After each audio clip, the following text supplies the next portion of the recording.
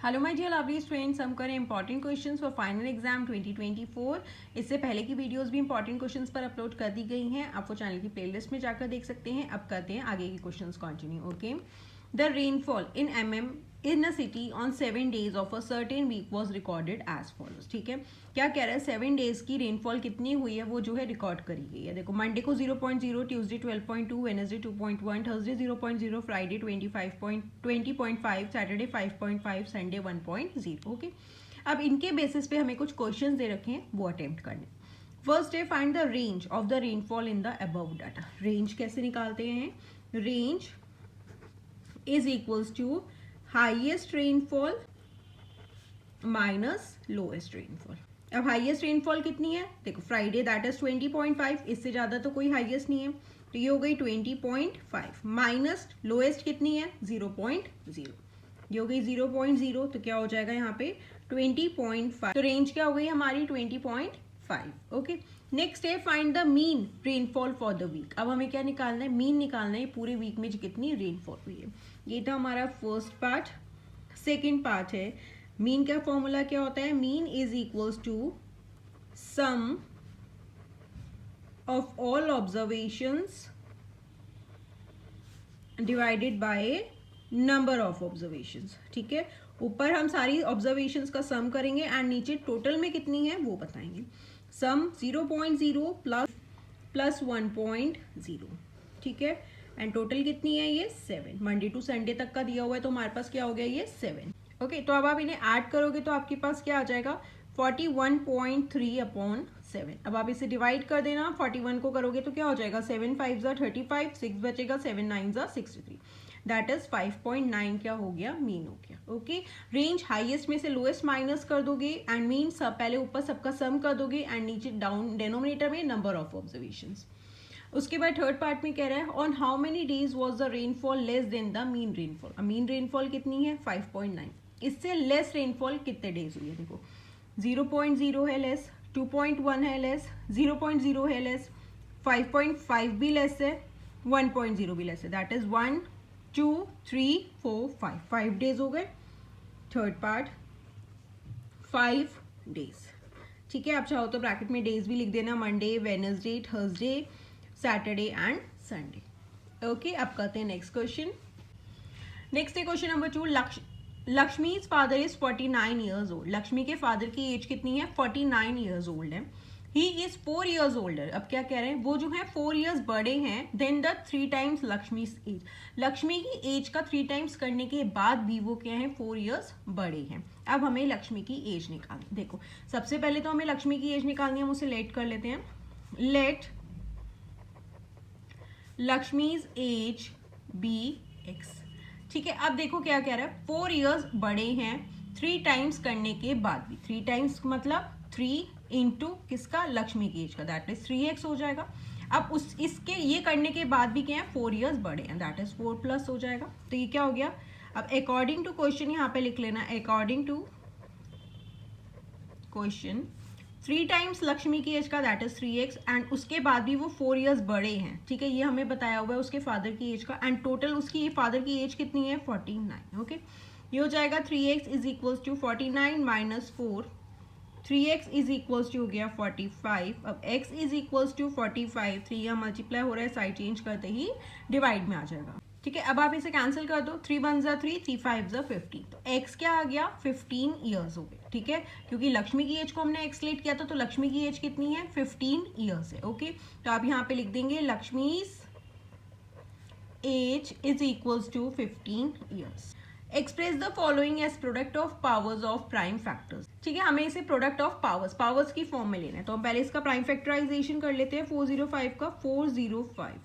देखो, अब ये 3 से हो जाएगा, 3 1 3, 1 बचेगा 10, 3 3 9, 3 5 15, अगेन हो जाएगा 3 4 12, 1 बचेगा, 3 5 15, 3 1 3, 3 5 15, 3 5 15, 5 1 5। ठीक है, तो 405 को हम कैसे लिख सकते हैं? इज इक्वल्स टू 3 1 1 2 3 4, 4 टाइम्स है 3, दैट इज 3 की पावर हो गई 4, एंड 5 क्या है? 1 टाइम है, तो आप इसे 5 भी लिख सकते हैं। ओके, नेक्स्ट है 72। 2 से करते हैं, 2 3 6, 1 बचेगा, 2 6 12, 2 1s are 2, 2 8s are 16, 2 9s are 18, 3 3s are 9, 3 1s are 3. ठीक है, तो 72 के क्या प्रोडक्ट हो गए 1 2 3, 3 टाइम्स 2 है दैट इज 2 की पावर हो गई 3, एंड 3 क्या है 2 टाइम्स दैट इज 3 की पावर हो गई 2.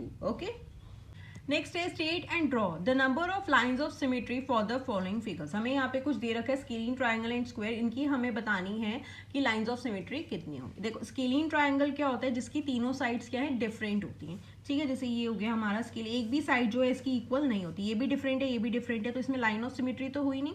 लाइन ऑफ सिमेट्री क्या होती है, मिरर इमेज होनी चाहिए, बट इसको तो आप कहीं से भी डिवाइड करोगे तो इसकी मिरर इमेज तो आएगी नहीं, तो इसकी कोई भी लाइन ऑफ सिमेट्री नहीं है. नेक्स्ट है स्क्वायर. अभी हो गया हमारा स्क्वायर. अब स्क्वायर क्या है, 4 साइड्स इसकी इक्वल होती हैं.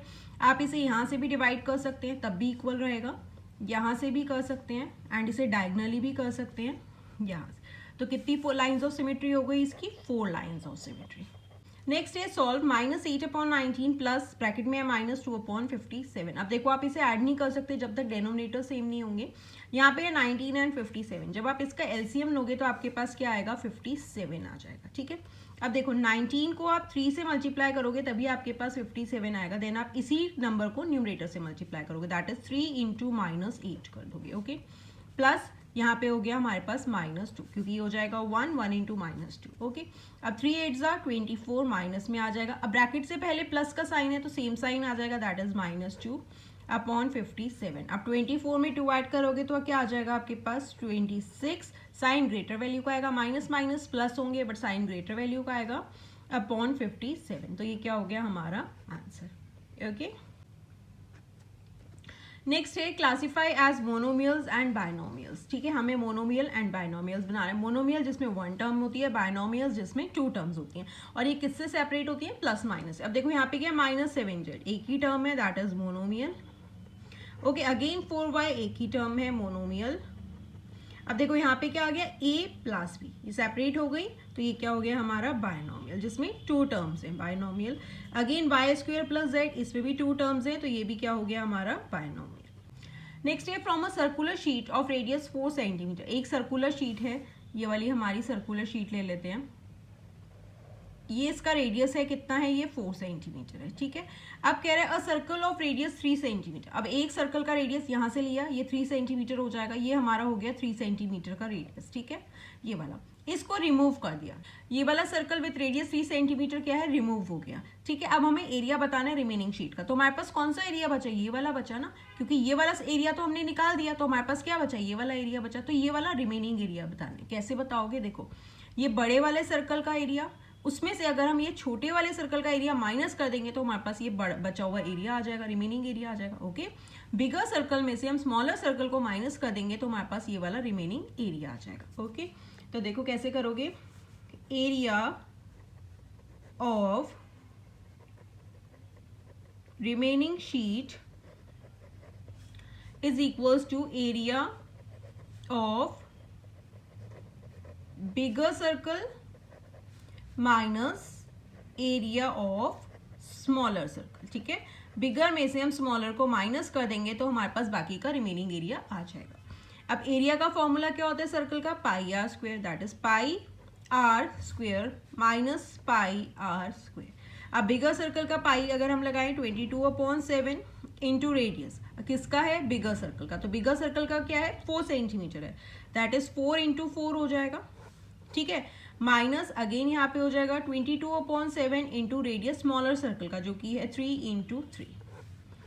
ओके, अब देखो यहाँ पे कुछ भी कैंसिल नहीं हो रहा, आप चाहो तो इसमें से कॉमन भी निकाल सकते हो बट यहाँ पे देखो कुछ भी कैंसिल नहीं हो रहा. तो यहाँ पे क्या हो गया 22/7 इंटू 4 4 16, ये हो जाएगा -22/7 3 3 9.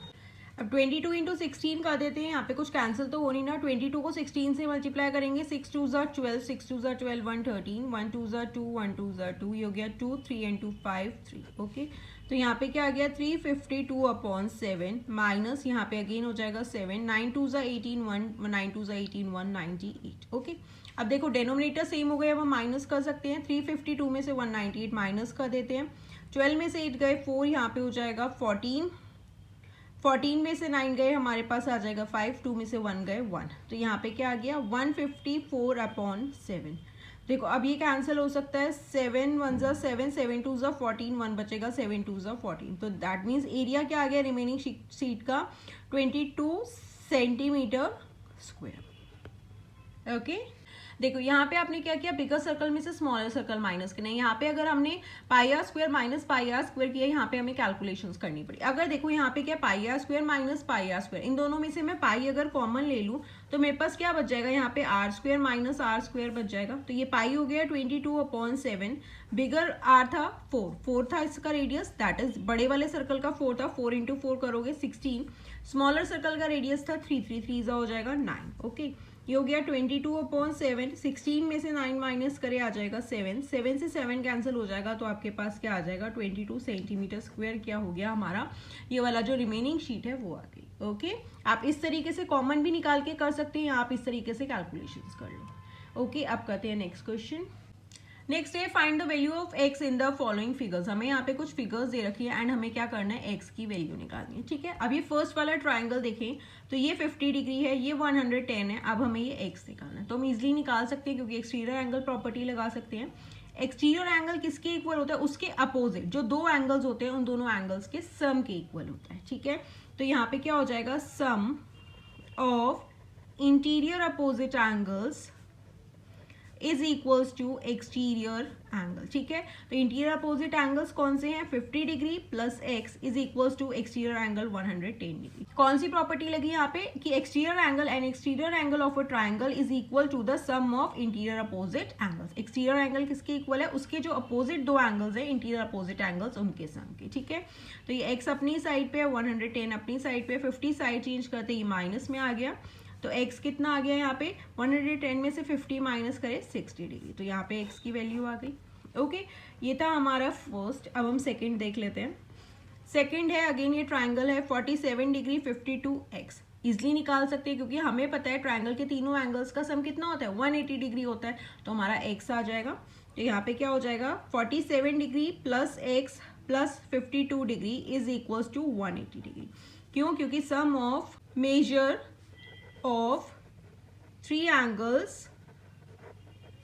of a triangle is 180 degree. ये क्या होती है, एंगल सम प्रॉपर्टी। ठीक है अब ये कितना हो जाएगा, x is equals to 180 degree, x हो गया और x is equals to 180 degree, इन दोनों को प्लस करोगे तो क्या हो जाएगा आपके पास 47 एंड 52 को प्लस करोगे तो 99 आ जाएगा। ठीक है अब ये साइड चेंज करेगा तो माइनस में आ गया 99 डिग्री, तो x कितना हो गया 180 में से 99 माइनस करे 10, 10 में से 9 गए 1, यहाँ पे हो जाएगा 17, 17 में से 9 गए 80, तो यहाँ पे x की वैल्यू क्या आ गई 81 डिग्री। ओके ओके नेक्स्ट है थर्ड पार्ट। अब थर्ड फिगर देख लेते हैं। ये हमारी फिगर है, यहाँ 50 है, इधर एक्स भी एंड वाई दोनों फाइंड करने हैं एंड ये 80 डिग्री। अब देखो ये क्या है, हमारे वर्टिकल अपोजिट एंगल हो जाएगा, एंगल वाई किसके इक्वल हो जाएगा 80 डिग्री के, क्योंकि ये क्या है वर्टिकली अपोजिट एंगल्स है। तो एंगल वाई हो गया 80 डिग्री, वाई बिकॉज ये क्या है वर्टिकली अपोजिट एंगल्स। ठीक है अब इन तीनों एंगल्स का सम कितना होगा, अगेन 180 डिग्री होना चाहिए। Angle sum property, sum of measures of triangles of a triangle is 180 degree.